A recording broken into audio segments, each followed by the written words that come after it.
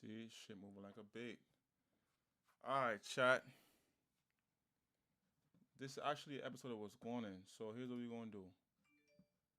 Exit stream will access again. What?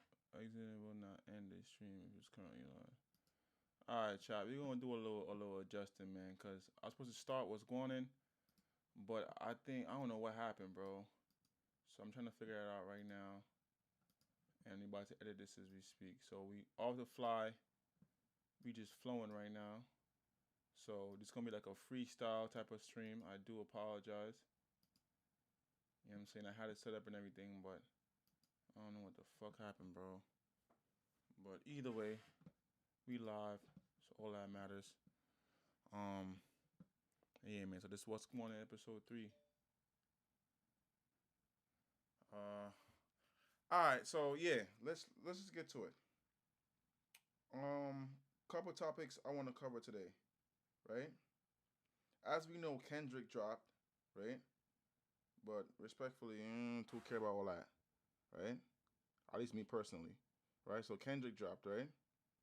Then, on top of that, I heard some crazy shit in Australia where I think a police officer or something like that got, unfortunately got yinged up and all that. And apparently it's one of the young niggas that did it, like that be on the that be on, or like not I don't know if he raps or not, but it was some crazy wild shit that happened, bro. So we just here to kind of get to the bottom of that, kind of cover that a little bit, figure out what's going on. And yeah, man, so let me update the thumbnail right now as we speak so y'all can see it when y'all tap in. And from there, we can about to just get to it. Let me see. How can I change that? Matter of fact, I'm going to run the intro. Give me a second. What's the word, man? Real mean danger, man. So we going to tap it, you fool.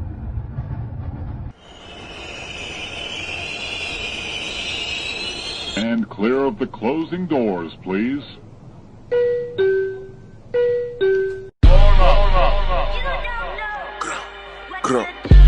Damn sure will.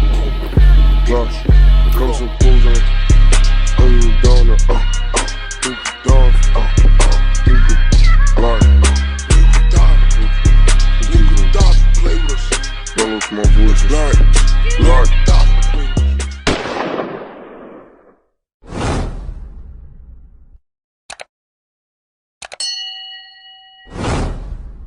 What's the word, man? Real mean danger, man. So we going to tap it, you fool.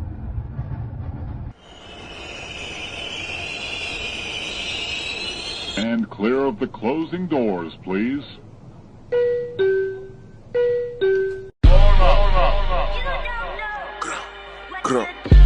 Damn sure will.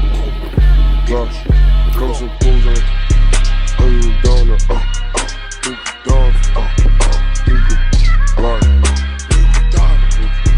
You can stop, play with us. Don't look my voice, Lord.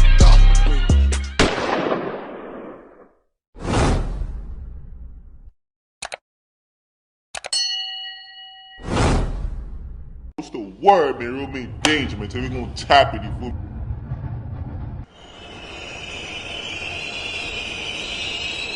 And clear of the closing doors, please.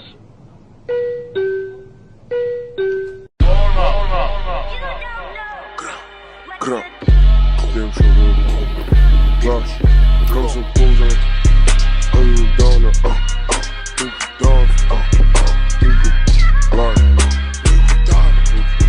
You can stop, play with us. Don't look my voice, Lord.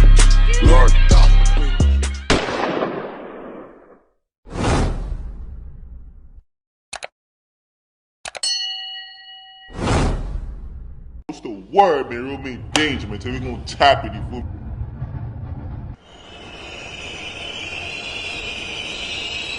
And clear of the closing doors, please.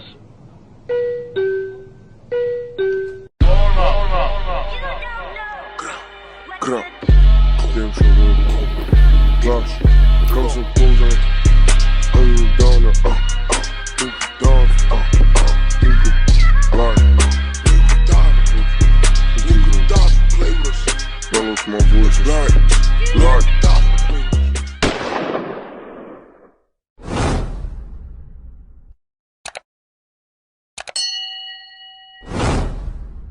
What's the word, man? Real mean danger, man. So we gonna tap it, you fool.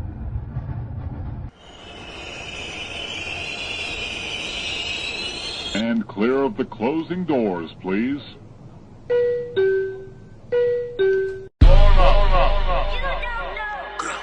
Crap. Damn sure will. Flash. Comes and pulls on. Down. Down.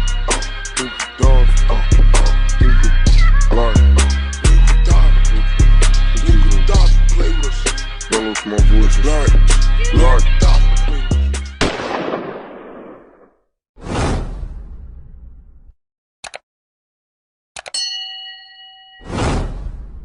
What's the word, man? Real mean danger, man. So we gonna tap it, you fool.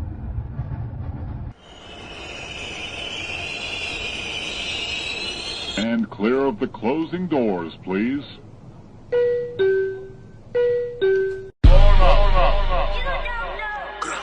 Crap. Damn sure will. Being the gang that popular rapper A Huncho hails from. These group of gangs are closely allied with one another and have a rivalry with the gangs from Mount Druitt. Alright, man, from the we back, 27 we back. postcode. This collection of gangs from the 21 postcode is often referred to more simply as. Alright, man, we back. So here's what we're gonna do. We're gonna cover this real quick. Let this run for a little bit. You know what I'm saying? Again, everyone that just There's nothing more powerful than you making your thing happen. Really going. An 18-year-old. Everyone that's new to the stream, you know what I'm saying, just tap in. But yeah, we're gonna cover this first. And you know, if you catch on, you catch on. If not, nigga, it's not really. It's more of an informative. What's the word, man? So either way, let's get to it. I'm saying it's not waste no time. An 18-year-old has been killed and another two Man has been murdered in Sydney's A West week Urban. after the deadly stabbing of a 17-year-old. Niggas wanna know the truth. Big Malacca truck come around and got shots right at his crew. Now, Sydney is one of the most well-known cities in the world, and is in fact the capital of New South Wales. And whilst a lot of people confuse Sydney as the capital of Australia, this is actually false, as the capital of Australia is Canberra. As of 2022, That's crazy. I thought Sydney was the capital of Australia.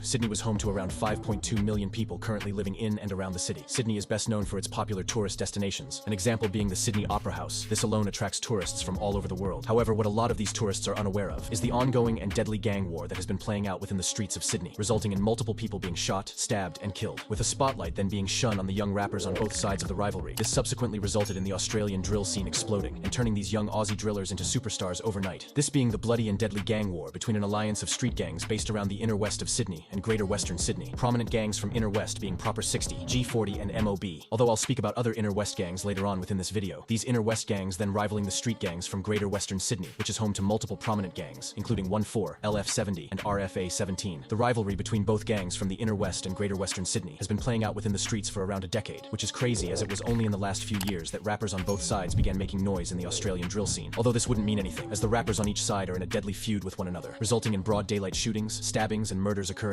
leading me to believe that this may be the craziest video. Hold on. That's just speaking a little too fast to me. I have made to date, but without further ado, let's get into one of, if not the craziest gang rivalries I have spoke about on this channel. 1-4, 27 district. T, G40, now 21 district. A teenager has died outside Blacktown police station.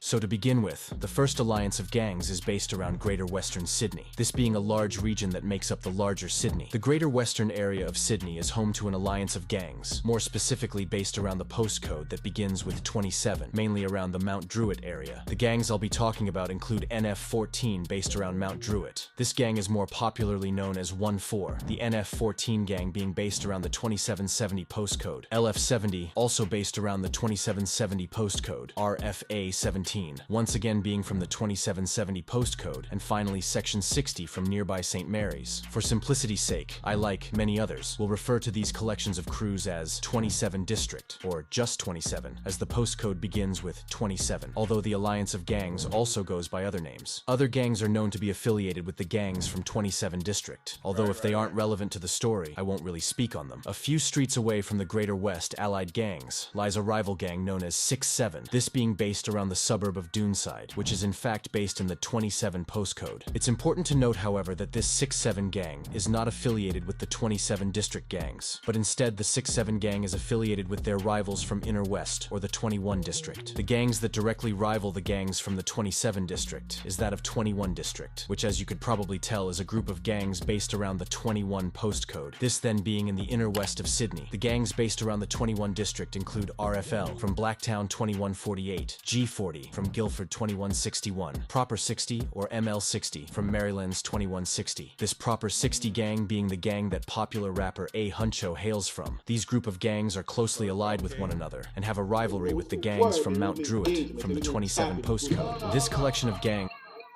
So hold on. So this definitely a good breakdown for real, because even the whole ML60 part, I wasn't really too, I know that was from what's it called, Maryland, not Maryland, Mary's Land or whatever. I didn't know that.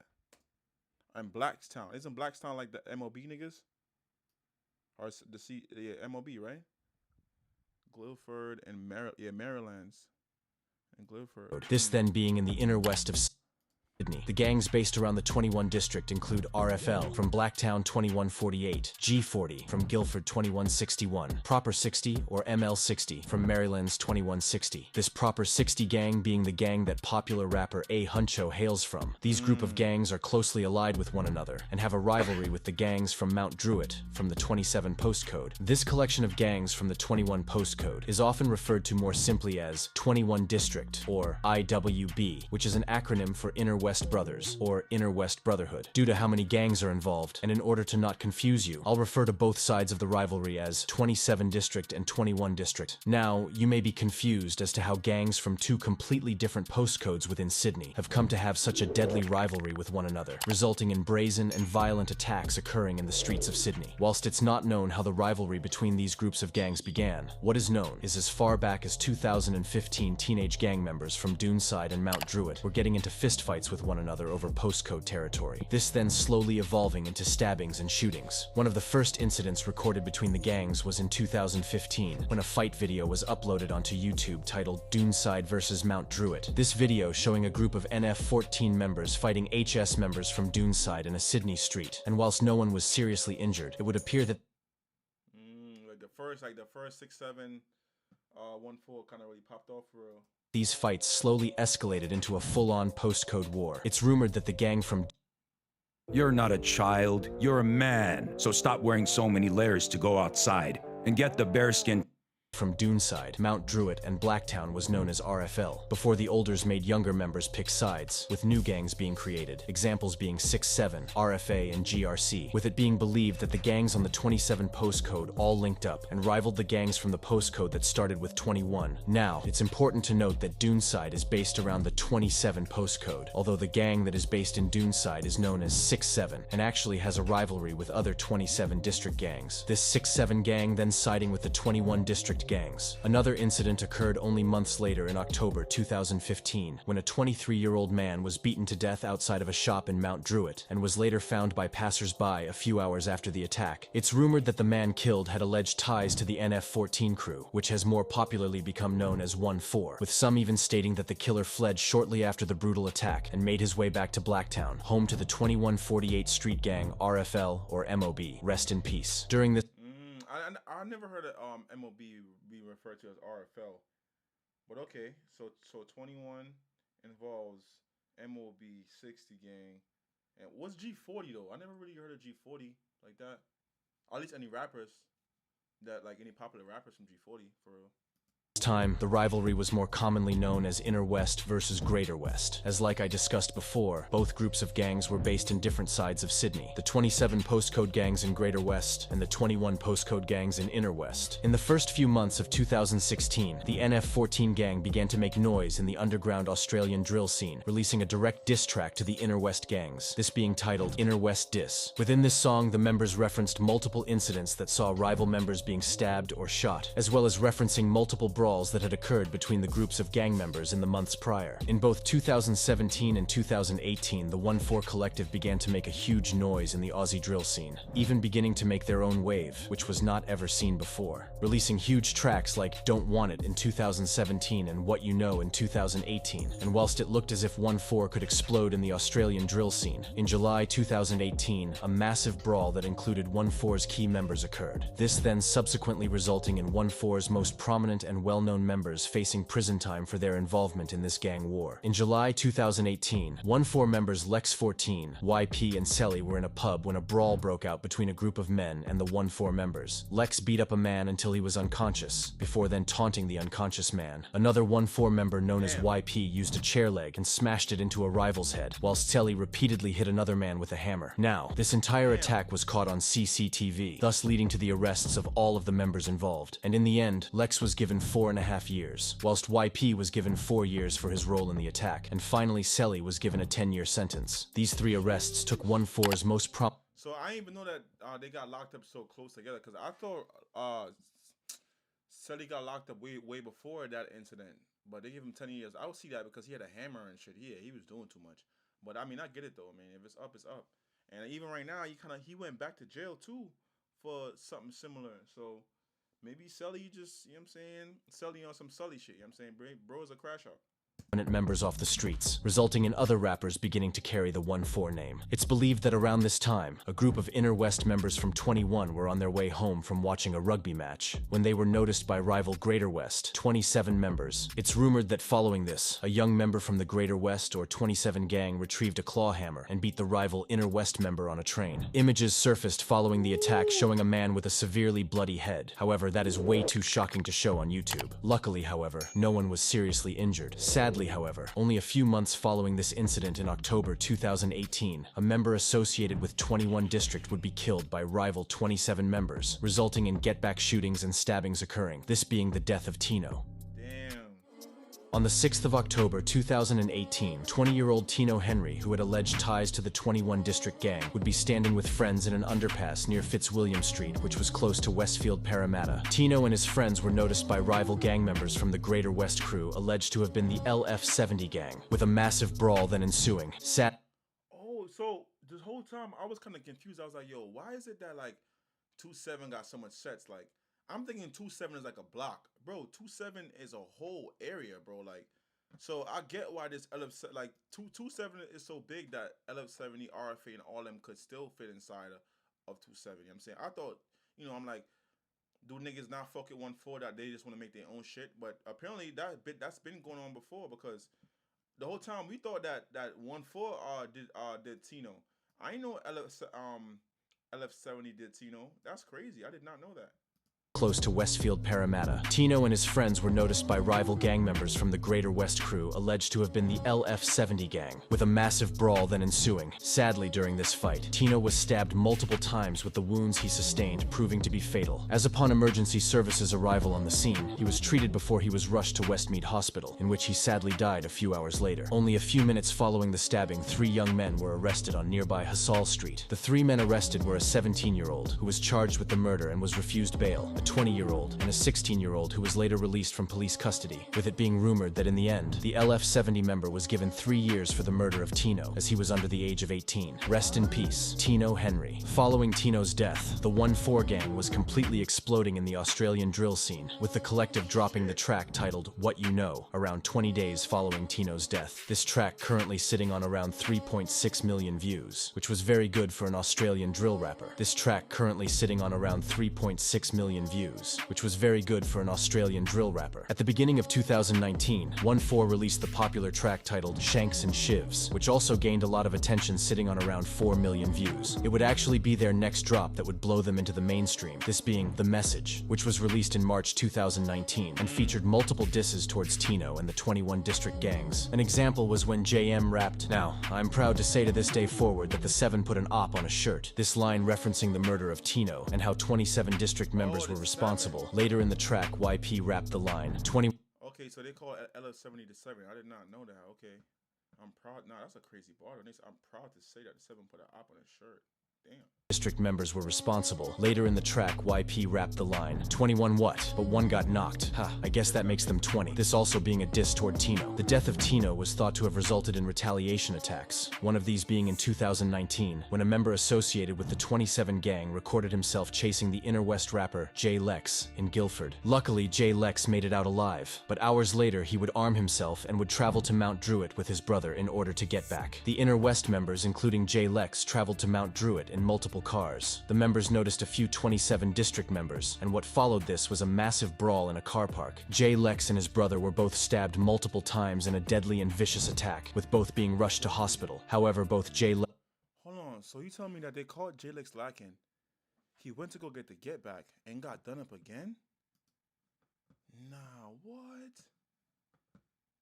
That's crazy. Let me play that back.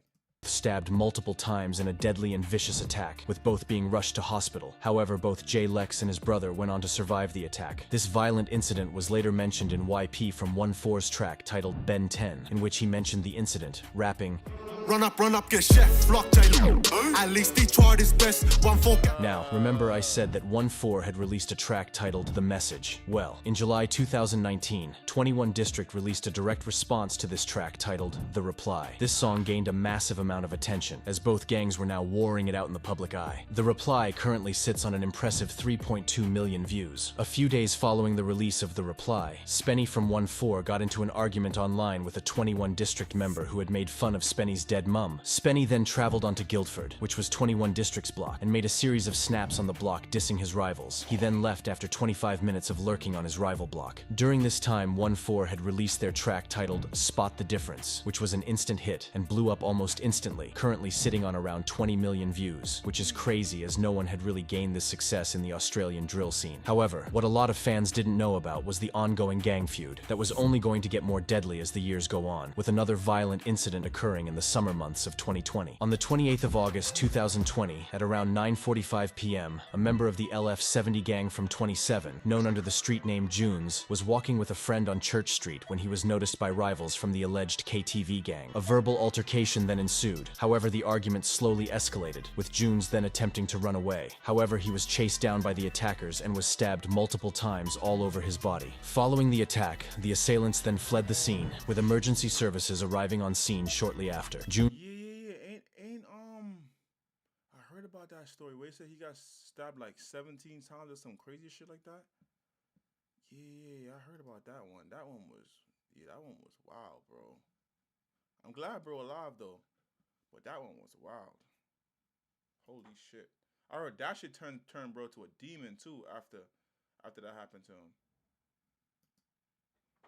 However, the argument slowly escalated, with Junes then attempting to run away. However, he was chased down by the attackers and was stabbed multiple times all over his body. Following the attack, the assailants then fled the scene, with emergency services arriving on scene shortly after. Junes was rushed to hospital and luckily went on to survive the attack. Now, not much is known about what happened following this, but what is known is that around this time in 2020, Section 60 members from 27 District were kidnapped by Inner West youngers and forced to deny involvement. They were also told to say, Inner West on top. This entire Section 60, ain't that that's Sully's little crew, right? Section 60 with Nams in them, Nam 60 or whatever. Yeah, that's actually crazy. That around this time in 2020, Section 60 members from 27 District were kidnapped by Inner West youngers and forced to deny involvement. They were also told to say, "Oh my gosh, kidnapped is insane." Inner West on top. This entire incident was recorded and uploaded onto social media, where it has since gained thousands of views. At the end of 2020, 1-4 linked up with the UK rappers Heady One, AJ Tracy, and Stormzy. This song was titled Ain't It Different Remix, and as you can guess, this was a remix to Heady One's popular track Ain't It Different with AJ Tracy and Stormzy. The remix was taken well and currently sits on around 2.8 million views. This then shining a bigger spotlight on the Australian drill movement, with commenters beginning to turn their heads towards 1-4 and the Aussie drill scene. In March 2021, Demons, who was associated with the 21 District gang, released a track titled Cyber Violence. Now, this track gained quite a bit of attention, and it really looked as if Demons could blow in the scene. However, just under a month following this release, he got himself caught up in a case that saw... I definitely gotta cover that track too, Cyber Violence. I know he dropped recently. We might react to this shit on stream too. But I know he dropped recently, but I haven't got a chance to really check it out. You know what I'm saying? Fuck with Demons. I think bro just follow me on the gram too, man. Shout out Demons, man. Shout out my nigga Demons. But yeah, well, what's his story and all that? Let me actually play this back. Scene. However, just under a month following this release, he got himself caught up in a case that saw him stabbing a rival 7 times in broad daylight on CCTV. Damn! That's how you moving, gang? He stabbed the nigga 7 times on CCTV. Bait phase 2 look like not even no belly or nothing. Nah, he's on fuckery. A case that saw him stabbing a rival 7 times in broad daylight on CCTV. In April 2021, Demons, who was associated with 21 District, noticed a rival LF70 member who was sitting on the ledge of a counter. Both Demons and his friend then approached. Oh yeah, bro was comfy too. Leg up, leg swinging. You know what I'm saying? I think was bumptable, you heard? Not even comfortable, he was bumptable.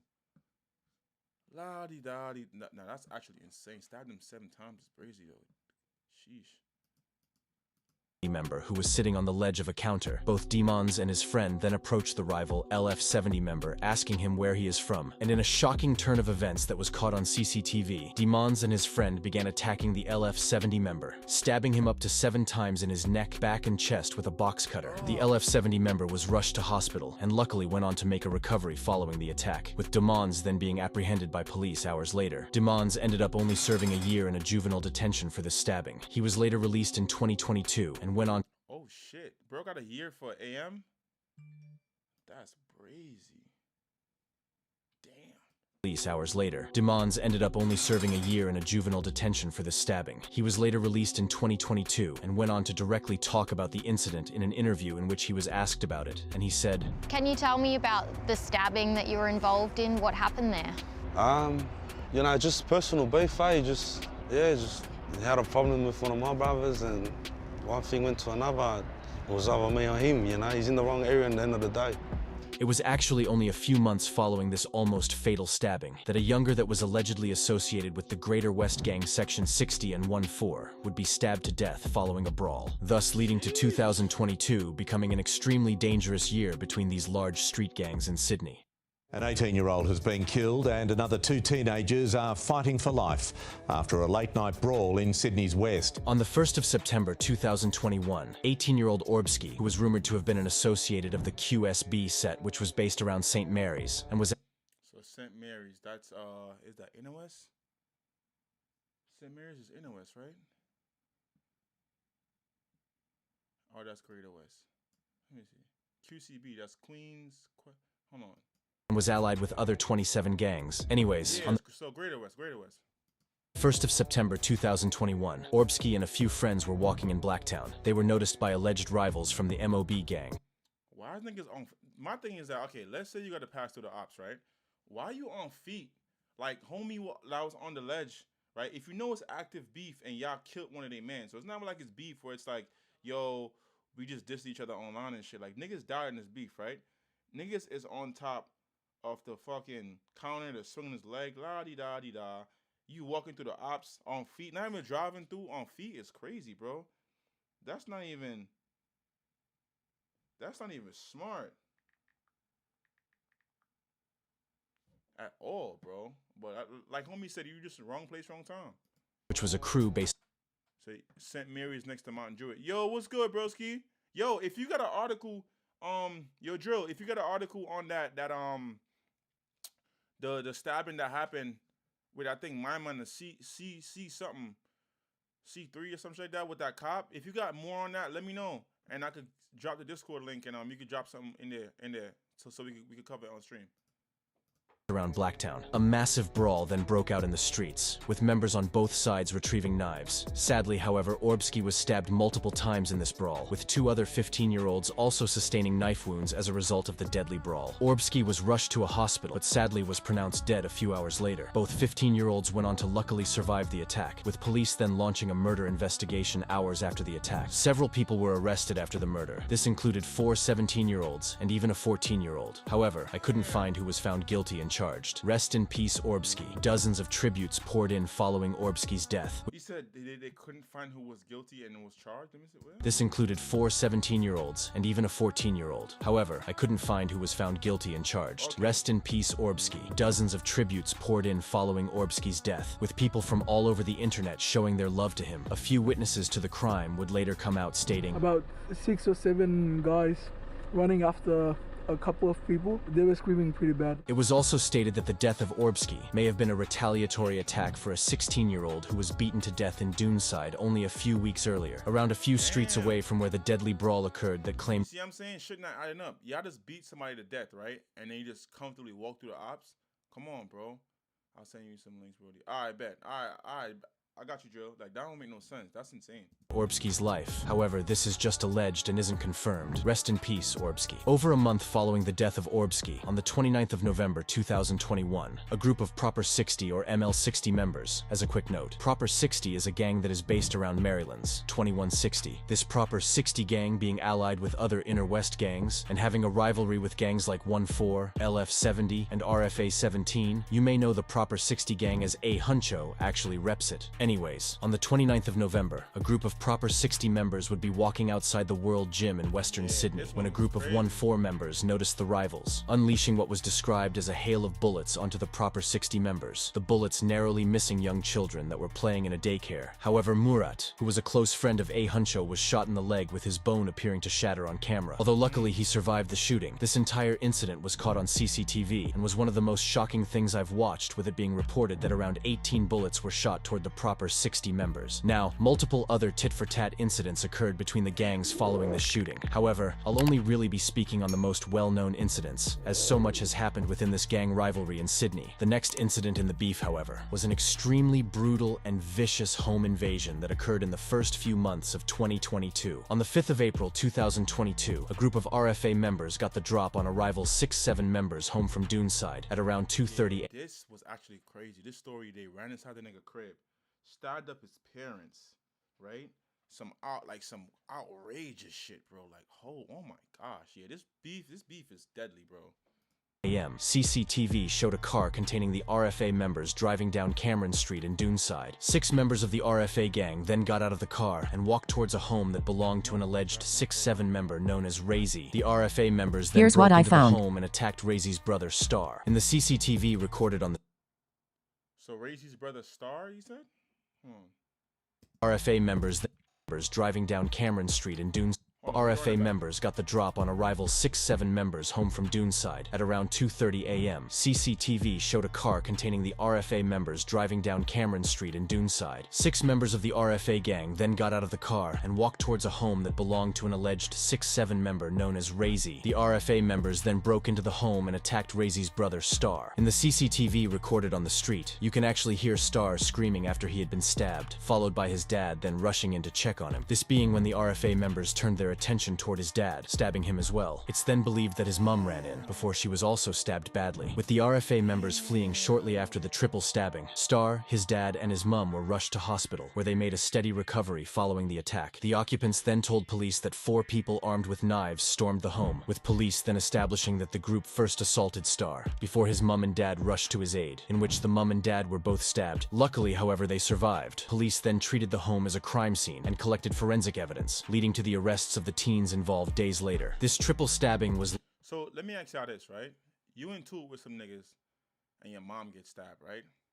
At that point, now your mom and your dad get stabbed because of your beef. At that point, what do you do? Like, I really want to know, like, you wrong for, like, do you say, yo, this is enough? Like, okay, maybe this is a sign. It's time to get off the streets. Or do you fully just go on crash mode and like, yo, niggas gotta die no matter what? But that's the case, so the cycle is just gonna keep repeating. So it's like that. I say all that to say this, right? This is side of the game beef that niggas don't talk about, right? Where you're dragging in like your family, innocent civilians. You know what I'm saying? Nobody that got nothing to do with your beef is getting involved now because of shit that you into. You feel me? So that's very unfortunate, very sad. But yeah, it's a crazy situation. I ain't gonna lie. That's actually very, very insane. later referenced in unreleased RFA tracks, in which the rappers rapped, Sneak right through the backstab his dad. We tried to turn him back. I didn't give a fuck about his mum, cause she got stabbed too. Now, following this almost fatal triple stabbing, the Sydney Royal Easter Show was beginning to get in session from the 8th of April until the 19th of April 2022. If you didn't know, this show was annually held and was highly anticipated each year for its entertainment. One of the people working at this show was 17-year-old Uwati Pele Falatolu, who was working on the breakdance ride. And whilst it looked up for Uwati, who was even having a child, sadly on the 11th of April 2022, only 6 days after the triple stabbing that had occurred, Uwati was sadly stabbed to death at the Royal Easter Show. On the 11th of April 2022, at around 8 p.m., a group of RFA members would be attending the Royal Easter Show. It's believed that a massive brawl broke out at the show, resulting in people being attacked, and it was believed that during this brawl, Uwati was stabbed multiple times in the chest by a group of RFA members. It's rumored that Uwati's 15-year-old relative was also in attendance, and upon hearing the news that Uwati had been stabbed, his 15-year-old relative began chasing a group of 3 around with a knife, before he then went on to be arrested, with a video even emerging showing the arrested screaming 6-7 mother. This being a reference to the 6-7 gang from the 2767 postcode that has a rivalry with 1-4 and other allied gangs. Uwati was rushed to hospital, but was sadly pronounced dead moments later, with a murder investigation being launched. Now, before I continue, it's believed that Uwati wasn't in fact a gang member, but allegedly knew a few members from the 6-7 gang, thus sadly making him a target. But either way, rest in peace. You know what I'm saying, bro? Yeah, the innocent get involved, bro. You know what I'm saying? You got your whole bullshit shit going on. Innocent people get involved, and now they die too because of your bullshit. You feel me? That's sad, bro. R.I.P. to bro. Uwati. My thoughts and prayers go out to his friends and family. Following the death of Uwati, his killers went on the run and would begin to rap about the crime, with an alleged 14-year-old member of the RFA gang, even going on to remix Tay K's track titled The Race, that was rapped by the alleged 14-year-old RFA member. Now, in July 2022, after a few months of being on the run, Uwati's killers were arrested. This included a 14-year-old among the 3 teens arrested. Police Is that nigga smiling? The run. Uwati's killers were That nigga is looking arrested. This included a like, yeah, lad, yeah. That's Shay. After he just killed the nigga. That's crazy. Case that was rapped by the alleged 14-year-old RFA member. Now, in July 2022, after a few months of being on the run, Uwati's killers were arrested. This included a 14-year-old among the 3 teens arrested. Police made the arrests after watching hundreds of hours of CCTV footage, phone data, and social media. All 3 have gone on to be charged with the murder. However, I couldn't find if they were sentenced or not. Uwati was described as a happy and outgoing man, with a loving heart. He was a caring brother, a loyal friend, and a selfless son and partner. Rest in peace, Uwati Pele Falatolu. It was in the months following Uwati. He said, Uwati wasn't innocent.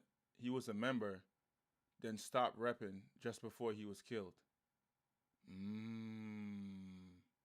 So he fake jumped off roads, but yeah, they ain't.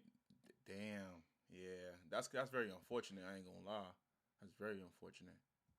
Death that members from the LF70 gang began to release music that gained loads of attention. In June 2022, the LF70 collective released the track titled Pine Grove, which currently sits on around 385,000 views. Now, remember I spoke about the shooting that 1-4 members carried out on Proper 60 members, hitting A. Huncho's friend, Murat, in the leg. Well, Murat decided to flee Australia to Turkey in July 2022, after a large amount of money was put on his head. In September 2022, however, he would sadly die following a heart attack after a gym session, with news of his death hitting Sydney very quickly. Rest in peace, Murat. My thoughts and prayers go out to his family and friends. Even though Murat didn't die due to any rivalry, his opposition often mention him, with A. Huncho carrying his name in a more positive light, often shouting him out in his songs. At the beginning of 2023, LF70 were making serious noise within the streets of Western Sydney, releasing the track titled Ching. This currently sitting on an impressive 500,000 views. They wouldn't stop there and released the track titled Run Up in October 2023. This also gaining a good amount of attention, currently sitting on around 225,000 views. Now, RFA 17 also released one. He said, and apparently he was stabbed for dissing Obski in TikTok comments. Oh shit! So Uwati wasn't innocent. He wasn't innocent. He was a member, and he stopped rapping. But before that, he was dissing Obski. Yeah, that obviously passed away. So so he was dissing their dads. Yeah, man. Yeah, that's fucked up. their first songs around this time, releasing the track titled Traumatized in December 2023, with people beginning to watch the scene once again. Blanco, who is a well-known UK drill rapper from Kennington, even took a liking to the track, posting it on his story and showing love to the RFA 17 collective. Now, it's believed that during this time, Razy from 6'7" was set up by a girl, who had subsequently given his location to rival RFA 17 members, who followed him in a car for a few minutes on camera, making threats toward him. Luckily, however, he managed to get out alive. As of recently, YP from 1-4 would be released from prison, following that 2018 attack on rivals. Upon his release only mere weeks later, he became a priest and decided to give his life to God, instead of living the gang life, thus leading to him quitting the music. Hey, shout out YP 150 billion gazillion times, man. Shout out YP, man. That's real, you know what I'm saying? Again, and I don't think, because obviously some niggas don't respect the fact that you change for the better. So it's like, I feel like you gotta kind of just take yourself completely from said situation for you to better yourself. So with that being said, man, shout out to YP. Really a great example for the youth and all that. I'm saying that an actual role model, because bro actually did it all. So shout out to YP, man. Yeah, real nigga for real. Scene. This always being the best outcome from this road life, as realistically the gang life only ever leads to jail or death, and rarely anything positive. He would actually appear in an interview in which he spoke about changing his life, and even spoke about a murder plot against him, this plot being foiled by police in January 2024. Does the past and this murder plot concern you? Does it worry you? Wasn't surprised, I guess. I knew that people wanted my life, rightfully so. I've done wrong to certain people, and you know, at their own due time, I hope they can forgive me, but I was young and dumb, and In March 2024... Damn. So bro, hold on, yeah, how deep that is though. You said, niggas wanted me dead, rightfully so, because I've done people wrong. And all these saying that, yo, I get how you feel, I understand why you want to kill me. Hopefully one day y'all can forgive me. You know what I'm saying? That's deep, bro. Shout out YP, that's deep, bro. Does the past and this murder plot concern you? Does it worry you? wasn't surprised, I guess. I knew that people wanted my life, rightfully so. I've done wrong to certain people, and you know, at their own due time, I hope they can forgive me, but I was young and dumb, and In March 2024, RFA 17 members released the music video to their popular track titled First Thing First. This music video also contained another track titled Trazil. Now, this song gained quite a lot of attention, just showing that these youngins are the future of Australian drill. And whilst it looked as if these young rappers could make it out of the streets, just under a month following this release, another person would sadly be killed as a result of Sydney's endless gang war. As of most recently, on the 12th of April 2024, members alleged to be from the 27 District... Wait, hold on. This just happened. Oh, shit. What happened now? Most recently, on the 12th of April 2024, members alleged to be from the 27 District allied gangs would notice 18-year-old Isa Naden, who was also known as Zaya. Zaya and his older brother would be stabbed multiple times by the members. Both Zaya and his brother were rushed to hospital. Sadly, however, Isa Naden, or Zaya, was pronounced dead at Blacktown Police Station moments later. Following this, a murder investigation was launched, with the people that supposedly committed the crime going on to brag about it on Instagram Live, these lives being recorded and saved. In the end, however, 3 teens were arrested and charged for the murder. Rest in peace, Isa Naden, or Zaya. Now, it's not known if Zaya was involved in any gangs, with some people claiming he was close with 6-7 members, and some saying he was a civilian and didn't in fact have any gang rivalries. Either way, however, rest in peace, Zaya. Since the death of Zaya, however, nothing else has really occurred within the beef, with a lot of the tit-for-tat incidents going unnoticed and not even Yeah, nothing has occurred today. These niggas beefing so much that they started beefing with the police now. So the next topic we're gonna cover, some nigga, I think he's from MOB, I think. He stabbed a police officer and killed them. So them niggas like they ain't running from cops no more. If it's up, it's up, bro. And that's how they moving. Reported in the news. Now, if you have learned anything from this video, however, make sure that it is to stay out of the streets, as this gang lifestyle that you see these rappers living often only leads to jail or death. Oftentimes these rappers have lost most of the people around them to the roads, and have to live the harsh reality of constantly being cautious, this furthering the point that this life is not worth it. If you enjoy— That's true, bro, because now even though YP, again, like look at Uwati, right? Uwati changed his life. You know what I'm saying, for the better and shit, bro. Trying to work a job, bro. Had a kid on the way and everything. And niggas killed him while he was at work, trying to provide for his family, for real. You know what I'm saying? Off the streets. Now YP got to constantly look over his back forever hopefully not get caught up, because you know what I'm saying, some niggas again still feel away about what he did. You feel me? And that's very unfortunate, bro. Like, so if you could avoid that shit completely, bro, why wouldn't you, gang? You know what I'm saying? Why wouldn't you, bro? Well, yeah, that's actually nuts, bro. Damn. But yeah, man. So apparently, like I said, we're gonna talk about right now. A young brother got chingy with the cops, bro. Some wild shit, chat. Some actually wild shit. So it's a little article about the situation right here. So we're gonna pull that up and we're gonna get to it. So it says right here, it says the battle for selling. Yeah, we can tap into that. But yeah. So like I said before, right? How they were saying, I was saying how niggas is beefing with niggas not even running from the cops anymore, bro. Niggas is chinging the cops too, so anybody can get it for real. So man charged over alleged stabbing of police officer in Doomside, right? So according to the article, a man has been charged for over the alleged stabbing of a police officer at Doomside early this morning. Officers attached Northwest Metropolitan Region Operational Support Group, or the OSG, attended Hill End Road, Doonside, right? About 12:30 a.m. today, Friday, the 22nd of November, which was fucking yesterday. Responding to reports, 5 men were fighting. So police will lure 4 men to the scene in a hatchback, with the 5th man allegedly leaving on foot, right? A pursuit was initiated by the OSG with assistance of officers from Blacktown and Mount Druitt Police Area Commands. Okay. Pole Air and Northwest Metropolitan Region Enforcer Squad, which is the RES. The only squad I really know about, like in terms of like police force for me, is the Raptor Squad. But I guess we learn about more today. A short time later, the pursuit was terminated on Power Street when the car hit a pole and 4 men allegedly ran away. Right? Police were patrolling Kilter Road, Doomside, when they saw a 20-year-old man who was on foot. Police will I said my fault. So long story short, the police arrest the man, right? And a 30-year-old man was stabbed in the chest, which is the constable, which is the police officer. So the police ran up on him like, "Hey, stop!" Whatever it may be, right? And then bro just got stabbed in the chest at that. The man was arrested and taken into Blacktown Police Station, where he was charged with 5 offenses, and the offenses are as follows. Yo, check your Discord. I sent some stuff. Bet, I got you, gang. Yeah. So the 5 offenses are as follows: wounded police officer executing duty, reckless as to actual bodily harm.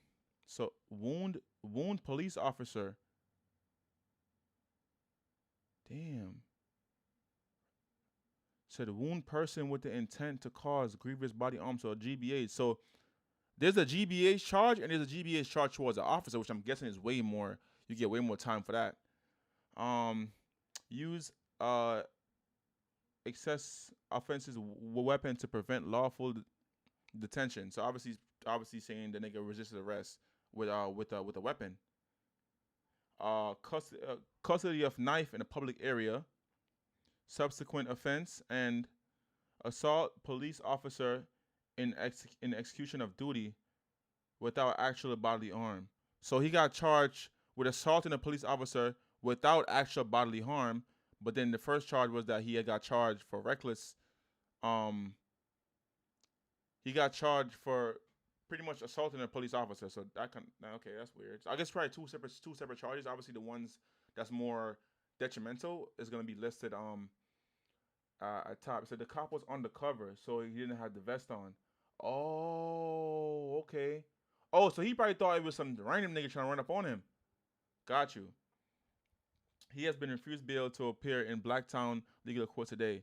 2 men aged 18 and 21 remain in custody at Blacktown Police Station, while inquiries are continuing to identify the further 2 other men.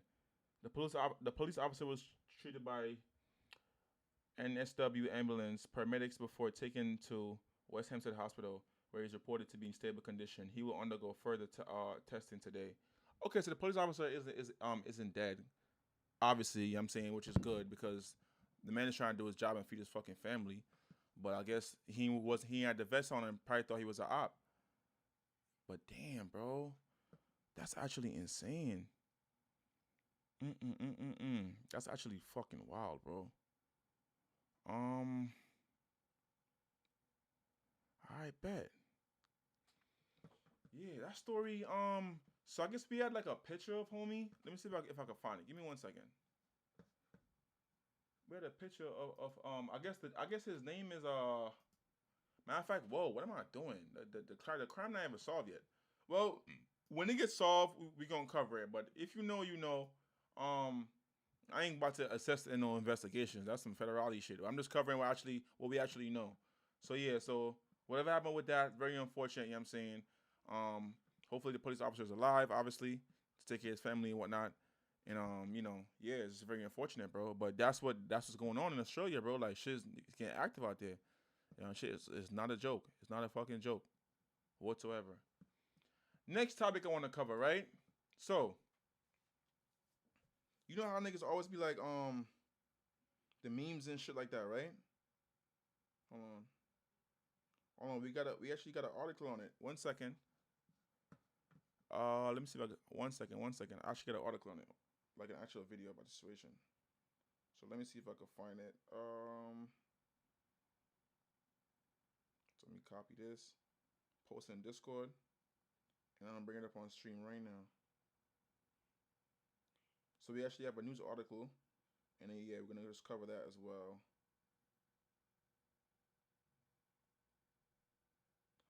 Wow, crazy wild shit, chat. Like some wild shit.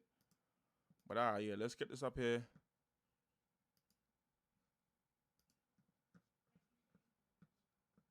What the fuck? This is the picture. Hold on, chat. Yeah, so this is an official. I mean, the other one was official as well, but I guess this is one with video, kind of, you know, for the niggas that don't like to read, of kind of what really happened. So hold on, let me get it on the screen real quick. Hold up, chat. Hold up. Here we go. All we know for certain is that everyone on the planet blacked out at exactly the same time. I was having a memory, only it was of the future. Flash forward. Stream now on 7 Plus. 7 Plus. That's some Aussie shit? Alright, here we go. What? Media, fuck you talking about? Hold on.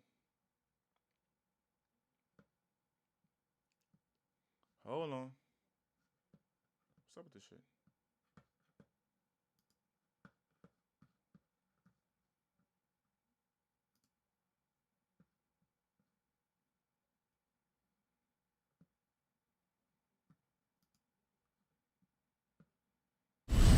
You're telling me that this guy actually went back in time. Niggas sending me mad commercials but can't play the actual video. Come on, gang. I don't got 7 Plus, nigga. I live in America. I don't got 7 Plus, gang. Come on, hurry up. Stream big. The media was reported. Alright, fuck it, whatever. We have a next video, so we're gonna skip that. Moving on.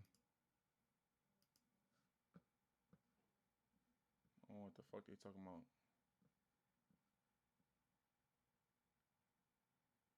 Or do we not have a next video? It's the same video? Let me see what it's saying. Hold on, let me actually read this shit.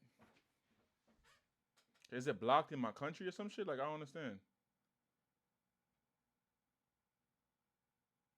That's weird. Big Justice from the creators of Law and Order. We can't proceed without you. Help us get justice. Chicago Justice. Streaming for free on 7 Plus. Stream big. All right, error code tone. So the media playback was aborted due to corrupt problem because the media used did not support it. So you're a different source. The media was corrupted? What the fuck? Alright, fuck that shit. Well, yeah, my fault, Chad. That ain't happening right now. That shit happened, and long story short, that was just really kind of them telling you what happened from the news article and whatnot. But yeah, what I read is pretty much what just happened. Bro stabbed the cop in Western Sydney. These are some photos from the scene. Can I post some photos from the scene right here? The car that crashed into the pole, and I'm guessing that the stabbing took place somewhere over here. You know what I'm saying? Yeah, man, that's very, very, very unfortunate. You know what I'm saying?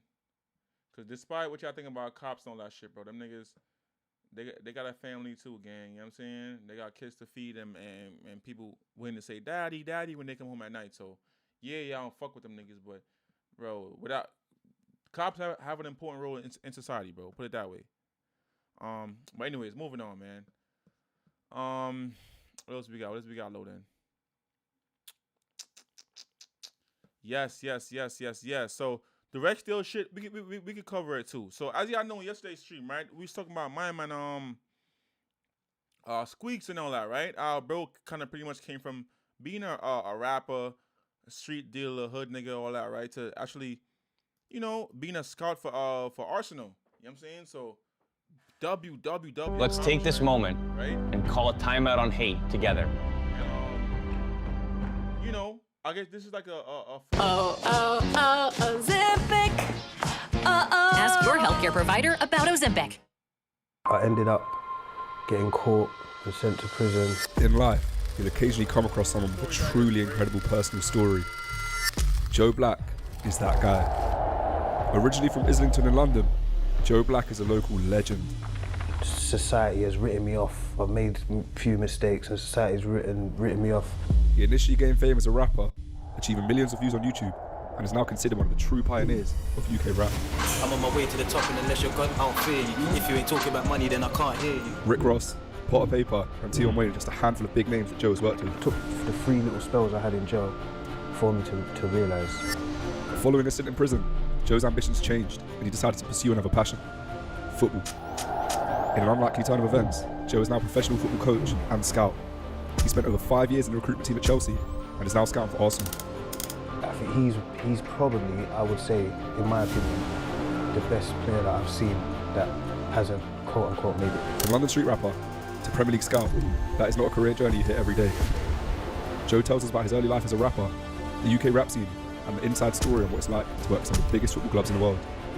Mr. Really on Earth, Joe Black. It's a shame, because I think now he's doing life in prison.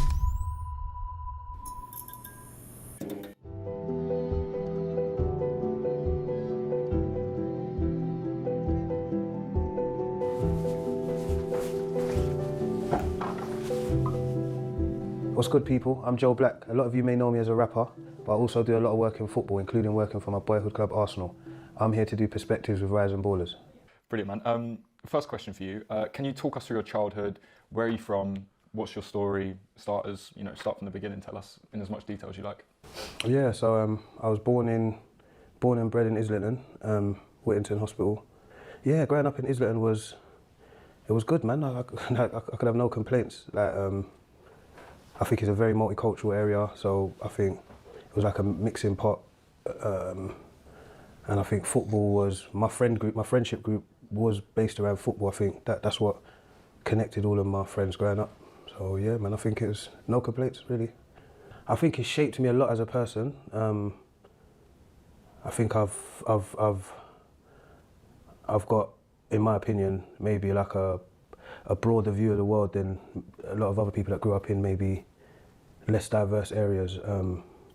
But yeah, man. Story short, let's get to like the interesting shit, man. So this is when his music journey. Let's talk about that, right? So obviously we know he is Joe Black. He grew up in Liston. He's a rapper turned scout. We know that, right? So let's there's a video like an hour and something long. We ain't gonna be here for all that. So let's skip to the music. How you got into music? So before we get into football, just sort of finishing off the music story. So you said you're around those sort of legendary people, Benny Banks, Squeaks, yourself. Take us through that arc and that journey. Yeah, so like I said, Westy, I think Westy's a producer. He's kind of the glue that glued everything together. But it's just, yeah, meeting people, because for me, because they was local and they were so talented, for me that was like, I used to think I was an anomaly, especially in Islington. I used to think like, well, everyone else is either doing grime or garage, but to meet Benny and Squeaks, and there was others, but those were the two main ones, it was good. And I didn't really have no aspirations to be this music superstar or chart or go #1, but I liked being a contributing factor to someone else's success. All right, Smokey, say no more. It's not really a music stream, so we might cover that towards the end. But we're gonna get rid of all the content first, and probably squeeze those in towards the end of the video. Or I might have to I might have to react to those on my next stream. Try like Tuesday or some shit like that. Cause I think after Tuesday I'm gonna be gone. Cause we got Thanksgiving and shit over here, so I'm be with family and shit. So I might be gone for like a week, and then yeah, we should be back to regular programming that following week. Like I think December 3rd or some shit. I'm gonna be back. So I know, in particular, Benny, he was really trying to be a rapper, and I think just being a part of his journey and helping and playing a part in that's what I got the most satisfaction out. But yeah, man, me and Benny, we've toured, like we've gone Europe, we've had a good journey, definitely. Yeah. That's sick. Why did you not want to be a superstar? Again, like I said, I think it's down to like maybe just a lack of foresight. I think it was just like not to say I didn't want to be, but it wasn't a conscious effort to go studio and create something and we wanted to do this, or I just do things that I like doing. Even with football now, it's like it's a job and it's an occupation, but because it's something I enjoy, it doesn't feel like that. I feel like I'm just doing what I want to do, and I just happen to be getting paid for it. So and even that too, right? It's like with football now. If you ask me, like where even that too, nigga, that's great advice, bro. Because a lot of niggas be doing shit because they need to do it, right? So they don't do it with love. Homie had a chance where he could have went become a big rap star, UK legend, like gigs and them money. He's like, yo, nah, bro. Like I'm just not that passionate. Like, yeah, I'm good at it, but that don't mean this is where my story ends. You feel me? So with that being said, for that alone, I respect, bro. And you know what I'm saying? Just do what you love doing, bro. And as far as money, my nigga, that money gonna come if you're doing what you're doing, if that makes sense. Where do I want to be in 5 years? I might not be able to tell you. But I'm just like, boy, I'm on the journey. I'm enjoying it so far, and wherever it goes, it goes. So that's kind of the same thing with music. You referenced a few experiences earlier, like the Rick Ross concert and stuff like that. What do you think was like the height of music for you? What do you look back on as like the highlight of your career so far, which is still going on? I think in 2012, I think we went to Denmark. Benny Banks had a booking in Denmark, and it was surreal because obviously we're in a foreign country, but they knew all of our lyrics, and for me that was like, yeah, I didn't understand it because I didn't expect the reach to be that far. Denmark's not far away, but the language barrier and everything, and for them to like be reciting my lyrics back to me, for me that was like a highlight of my career. Do you feel like you guys, not just you, but you guys like paved the way for the artists of today that are coming out of places like Islington? Yeah, definitely. I definitely I hear that, but from my point of view, there were people who motivated and inspired me. So I'd like, not to say I don't take credit for the role I've played, but I know that there were people like this, even from Islington, like Skinny Man, Task Force, Sincere. These were all people who I grew up listening to, really, and they kind of inspired me, and they made it seem realistic and people that you see every day instead of just watching rappers on TV. So I get what people say, but it's kind of like football. This generation will say Messi and Ronaldo. The generation before will say Pele. And there's always someone that came before. So yeah, I got to get the balance of appreciating and acknowledging my contribution, but not forgetting who motivated and inspired me. That's a fact. Do sort of current artists still like contact you or like? So in prison, I kind of obviously when he was in jail, right? This was kind of, so there's a football coaching program course in prison, which I didn't know that was even a thing, but that happened and that kind of sparked his passion, if you will, to become a coach when you get out. Well, not passion, but kind of gave him like that, like a outlet, if you will, for when he came out of prison. In prison, I kind of buried my head into kept myself to myself, and I'd done 2 courses. I'd done FA Level 1 football coaching and a Community Sports Leader Award. So then when I came out, originally it was kind of to keep not to keep them off my back, but just to show them, look, I'm doing something productive. So I started working with my good friend who had a grassroots team, local to here really, and then doing that for 4 years, you know, running a football team from his point of view. I know it's difficult, it's very difficult to...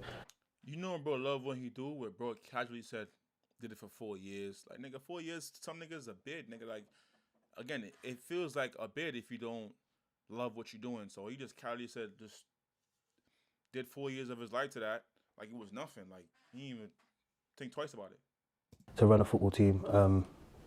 But like 4 years into doing what I was doing, I think because I was taking such a like big role in running the team, questions that I couldn't answer were being asked of me, and like little funny stuff like the resources and facilities. So when I made it clear to them, like, look, you're asking the wrong person, I'm just a volunteer. That the group that I was coaching, they basically encouraged me to like start my own thing, because they're basically saying, look, we're happy to support you, and basically telling me to start my own thing, and that's where I started my club, like in 2012. So, and then yeah, from there, that was the root of everything that's gone on since. So. So tell us about the club. So you started the club in 2012? Yeah, I started the club. It was called AC United. I think the AC stood for all cultures, based on growing up in Israel. And like I said, it's like a mixed bag, and it was also a play on the AC Milan. And so yeah, so we started that. Started off with one team, very successful team. A lot of players went on to like play at professional academies. And then from there we just kind of expanded year in and year in. And then one day we had a London Cup game, we went down to, they came to us, so we had a home game against a team called Lambeth Tigers. They've come up, good game, tight game, but we ended up winning the game. And on that day I met basically one of the people who I would say is like very, like almost like a mentor for me in football. A guy called Joe Shields. And then obviously because our team was good, he was kind of wondering what was going on. And remember, at this time, this is like 2011, I didn't know nothing about academy football. I didn't know the ins and outs, what it was about. So he's basically asking me questions. We built up a relationship. I started going to South London. The boys from Lambeth Tigers, got very close with them. And then he gave me my first job. He was at Crystal Palace at the time. He gave me So this actually the whole scouting process. Obviously, again, we know bro's story. We know bro used to be on roads, shutting food. You know what I'm saying, going country and all that. You know what I'm saying, to transition from like, you know what I'm saying, from a YN to a grown ass man. You know what I'm saying. I think bro probably like he seemed like an African brother. He's probably got kids and a whole family now. You know what I'm saying, probably well established and all that. But to see that transition for me is always fire. So we're gonna kind of segue into that as well right now. More about, you know, what he actually does, you know, in terms of scouting. Experience. Is there a lot that happened in between then and Chelsea? Yeah, so he kind of went to Man City, and kind of, I didn't really have a connection with the actual head of recruitment at the time. So it was kind of in limbo for a year and a half, and then I carried on doing my grassroots stuff. Did with the same original team. That was the team I was coaching. And then one day, he was at a game. Joe Shields was at a game. I think there was other people at a game. He was playing for a rep team for the league we was in. One of my players. I think clearly he must have been the best player on the pitch, because I got phone calls left, right, and centre after the game. And then another guy who I know through music, he texted me one day out of the blue. He's like, look, I've got him an opportunity to take him to Chelsea, take him to Cobham tomorrow, 9:30. Ask for Jim Fraser. So I've gone there, asked for Jim, the kid's trained. But obviously I've gone into the training ground and they don't know who I am. But I'll never forget this. This is the time where Reece James, all them, that age group, they were young, they were under 14s. But I think some of them, obviously, they must know me from music. So they're seeing the reception I'm getting from the players, but they don't know who I am. So they're thinking, who's this guy? Like, where's he from? So they started asking me questions. they've realised I've got no background in academy football because I was just basically telling them about music and whatnot, and then they kind of indirectly offered me a job. Like, we need someone in your area of London. Do you know anyone that would be interested? So in my head, I'm thinking, do I know anyone? I'm interested. So yeah, they've offered me a job. They've signed my player, and then that was 2014. So yeah, from there, I spent the next 6 years at Chelsea until just before the COVID outbreak. Who was the player that signed? It's a guy called Clinton Mola. He still plays now. He plays at Reading at the moment. But yeah, he's someone who, you know, a lot of time these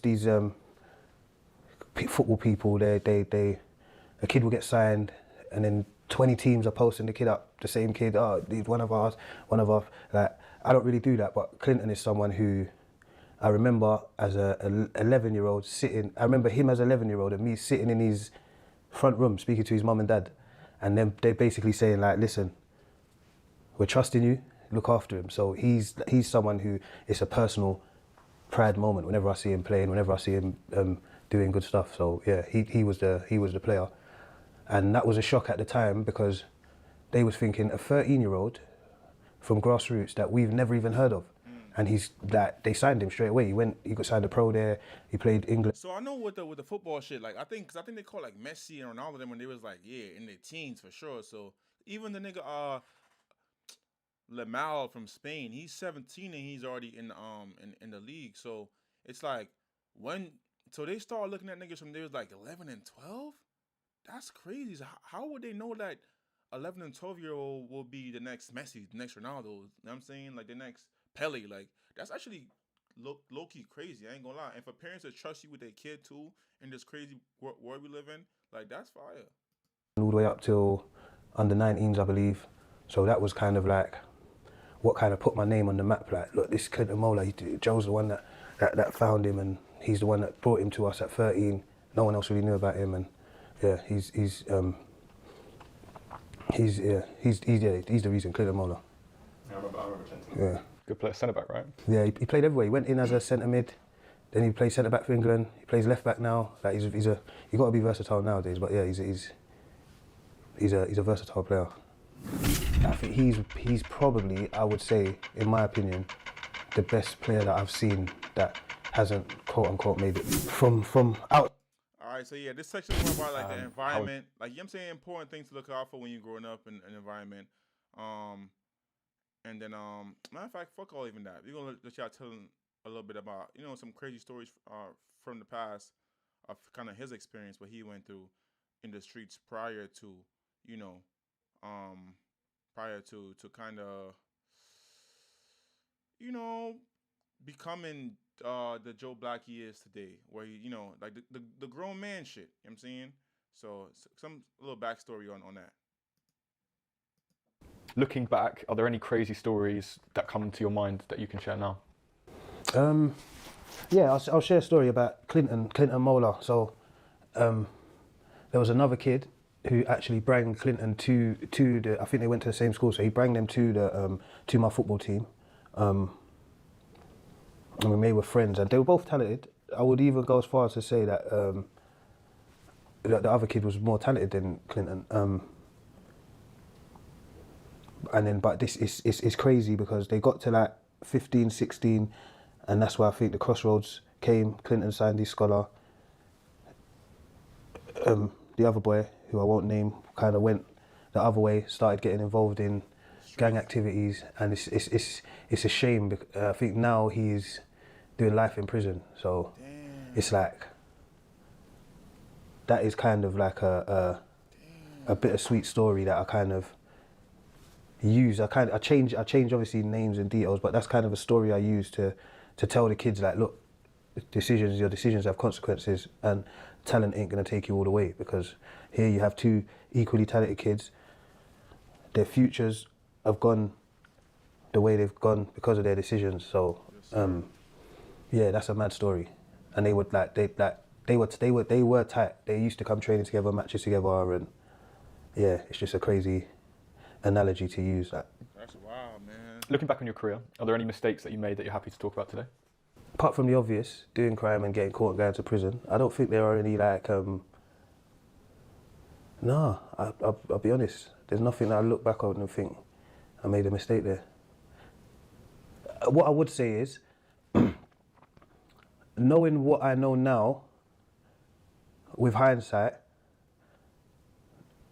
maybe I would not have left Chelsea, but without leaving Chelsea, I wouldn't know what I know now. So it's kind of like because look, like Joe Shields, who kind of introduced me to football, he's ended up at Chelsea now. So had I known that would have ended up happening, maybe I would have stuck around and kind of waited. But again, if I never met Phil and others at Arsenal, then I might not know what I know now. So it's kind of, I don't know if you could call that a regret or a mistake, but yeah, that's the conundrum I always find myself in. If you could change. But definitely, man, that we don't get too much into that, but yeah, that's definitely a wild story, man. Like, that's definitely, you know, again, this little inspiration, like, if you in a situation, bro, you're not stuck, bro. You know what I'm saying? It's all about just making choices, you feel me? And every choice you make obviously has consequences. So, like you told a story about, is, you know what I'm saying, the two youths, one that they're just as talented, you know what I'm saying? Both very talented. One went to the league, and one went, now is doing a bird on the wing with the Mandem, you know what I'm saying? Which obviously, you don't want to go on the Mandem, you want to be in the league, you know what I'm saying? Because the whole idea is, let's be honest, and if you really locked in and really about getting into this money shit, like, most of the rappers really want that football money, you feel me? So, cause if you make it to the league and shit, you making money, like, that's where it's at. You take care of your family, you could probably buy all the chains you want, do everything that the rappers do, and then some. You know what I'm saying? The rap shit, you got mad ops, you got mad beef, you can't enjoy your life because it's just too much, bro. So that's definitely an important story for even like the young niggas, you know what I'm saying? Young lads, the Oshos, the mates, whatever, wherever you from, bro, the Crodies. Like, that's something that you could definitely see, learn, and kind of, you know, just grow from, you know what I'm saying? So shout out to my man on his journey and all that. So shout out to him, man. So, yo, as y'all know, right? Kendrick Lamar just dropped, right? Kendrick Lamar just dropped. And you know Kendrick Lamar as the world's famous matter of fact, let me play it for y'all. You know Kendrick Lamar with the whole beef with Drake and all that, right? First thing first, is there even any Kendrick Lamar fans in here? Is there even any at all? So you know he dropped the famous right here. Here we go. Can't miss it. A minor. Bro, why y'all keep saying Drake like minors, bro? Lover boy, certified pedophiles. So the whole thing was Drake is a pedophile, a minor. Drake is a weirdo. He's saying some shit like, yo, on some like, nigga, it can never be beat. What he said? Just a bunch of fuckery. Well, not fuckery, because he's saying some good points. But it's like, the whole point was that, like, his whole point was that so even this picture right here, right? Let me go back. This picture right here, right? It just shows. Hold on. This picture right here just shows, this is like the Predators, like, you know, let me full screen this shit. This right here, bro, is if like the pedo list, like, yo, all the pedos live here. And obviously this is not true, but he photoshopped it to where all the pedos is at Drake's crib. You know what I'm saying? So this is where the pedos hang out. This is like pedo central. You know what I'm saying? This is where the groomers at. You know what I'm saying? The whole, you know what I'm saying? Groom squad. Long story short, right? So being a nigga that's like that, you would think, yo, certain shit he would never tolerate. Like you would suspect Kendrick Lamar would never have a weirdo around him, right? So, well, time to find out, chat, that is not the case. Because recently, his man's got exposed. Man, I'm gonna show y'all.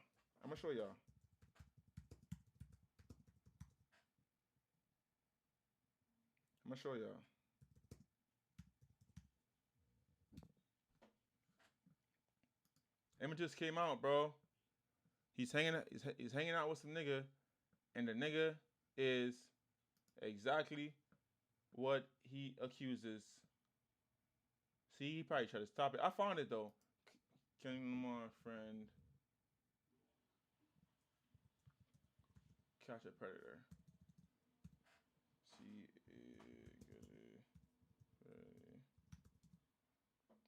PR team probably working overtime to get this shit off the thing. But we gonna find it though.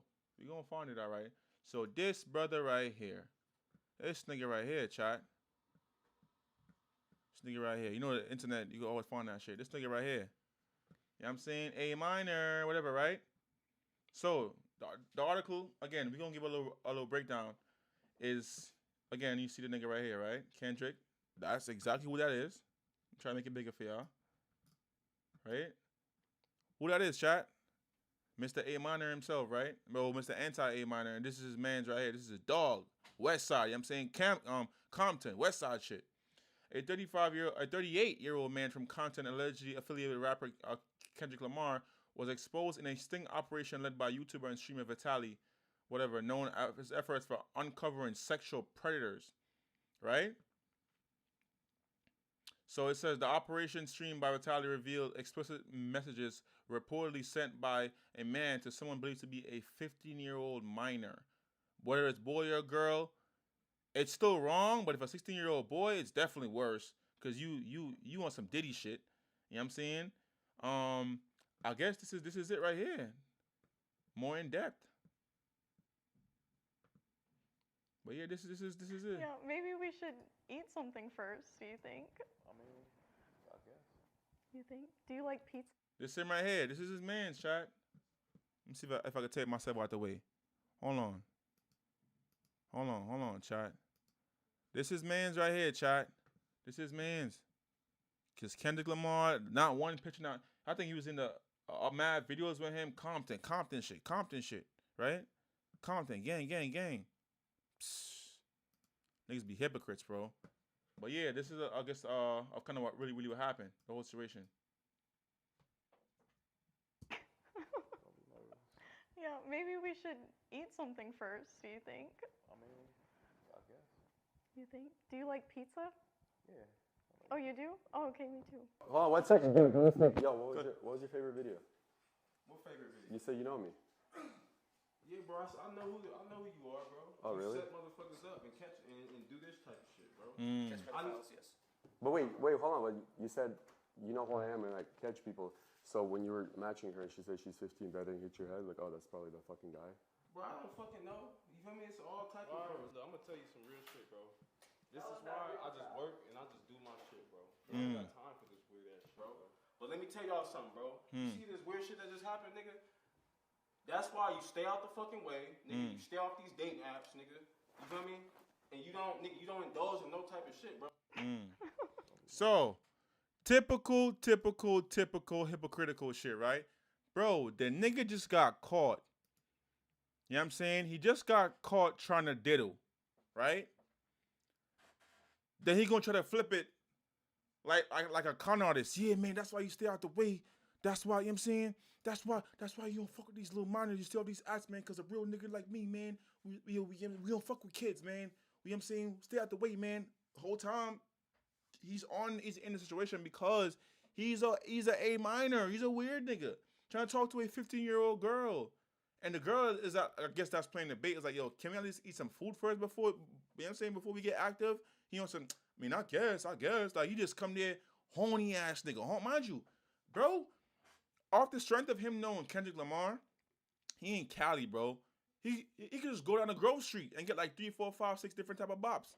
All different varieties he wanted, right? He said, nah, nigga, he wanted A minor. A 15-year-old snow bunny, nigga. You are you're disgusting.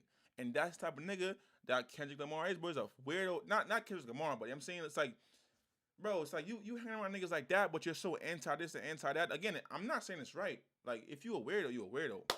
Out of here, you know what I'm saying? Pack you up. But don't be a hypocrite, gang. But yeah, this what the nigga was on. You know what I'm saying? He this and he that, and you know what I'm saying? He trying to give a whole motivational speech to niggas about why you shouldn't be a weirdo, and the nigga is a fucking weirdo, chat. That shit, to me, I wasn't even gonna cover it, but just like the audacity of the nigga, bro. I'm like, bro, what? Like, what are you doing? You holier than thou, but you over here want to touch up on kids? Weird ass dude. But let me see if I could get like an act. It was a whole video of him on. Let me see. Hold on. He was giving a whole breakdown, bro. Like, yo, that's why you don't X, Y, Z, da da da da da. I'm gonna let y'all hear his full speech. You feel me? Yeah, this is his full speech right here. Let me see if I can find it. This is the full speech, chat. I'm from Compton, bro. But let me tell y'all something, bro. You see this weird shit that just happened, nigga? That's why you stay out the fucking way, nigga. You stay off these dating apps, nigga. You feel me? And you don't indulge in no type of shit, bro. Look, these niggas caught me in the most vulnerable moment of my life, nigga. You know what I'm saying? I'm depressed and shit. You feel me? I've been in all type of weird ass situations, bro. I'm depressed and shit, nigga. Fuck out of here. Nigga said, bro. That's the funniest part. He said, bro, take your own advice. Fuck out of here. He said, bro, forgot the PDF. Bro, think he the victim. Like, nigga, bro? How can you explain you trying to link up with a 14-year-old girl, bro, a 15-year-old girl? It's 14 to 15. It don't even matter. You 38 years old, 38. That could be your daughter. That could be your daughter, bro. Your little niece. That could be your daughter-in-law. You 38 pushing 40. You're that depressed or that vulnerable where you about to try to talk to a little girl? Nigga, you're sick. I don't want to hear that shit. I'm from Compton. Like, nigga, what? What? I hope they slapped that nigga. Did they slap him? Pictures and do all that, bro. You feel me? Because I'm gonna remember everybody. I'm gonna remember everybody with face, bro. You feel me? Straight up. You feel me? Matter of fact, let me record y'all so I can remember y'all. I'm scared. Niggas call me.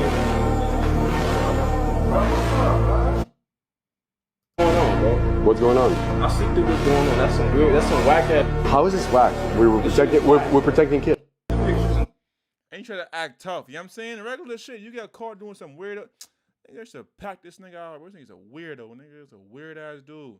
Giving a speech after you get caught. Trying to what? Are you crazy? Trying to act all tough? I would have punched that nigga in his face. Gangster. These niggas is butt. Let that shit happen. Let that shit happen in New York. Let that shit happen in New York. Trying to act all like you hard. Nigga, what, nigga? That was the Bronx. Things would probably boom that nigga. Gangster. Situations growing up. You feel me? Like I'm from Compton, bro.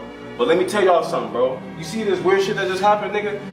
No, fuck out of here. But anyway, man, they not like us. They not like us. Yeah, you right about that shit. You right about that shit. Alright, man. So yeah, Chad. That shit shouldn't happen. The Rexdale shit. We could patent that too. So let me see what's up. Speaking of minors, we're gonna do a little brief. We're gonna do a little brief intervention. You know, some regular casual shit. Since we talking about minors, but not in the way he talking about though. We talking about minors in a more positive light. You know what I'm saying? Together again? Yeah, so why you call yourself? Let's bring minors into a more positive light, man. We ain't going out like K-Dot and his mans, man. Banks, isn't that shorty that Dutch and them was talking about? That he wanted to something about Miss Banks or Tion said that, or if I'm tweaking. Is it Tion or Dutch? A while ago they made some about Miss Banks. That's her though. I mean, she look. Believe it or not, baby, at university. Like I said, man, showing the A- in a positive light, man. But yeah, if is there anybody in here that are even fans of Kendrick and shit that he dropped? You know that y'all wanna, I would say, yeah, he dropped a few songs, man, but I don't know. I don't really heard like the mustard, all that extra shit, but I don't know, nothing for me. I don't know. His music don't really do it for me, man. I ain't gonna lie. I don't sound like a hater or nothing, but like, I don't really see myself saying, "Yo, let's play some Kendrick." But I'm not saying he's not tough, and I'm not like I'm not even a Drake fan either, to be honest. I just don't get like, I don't know. I just don't get the hype, man. He even made me a believer, man. I ain't gonna lie to you, but yeah. But either way though, We'll wrap it up.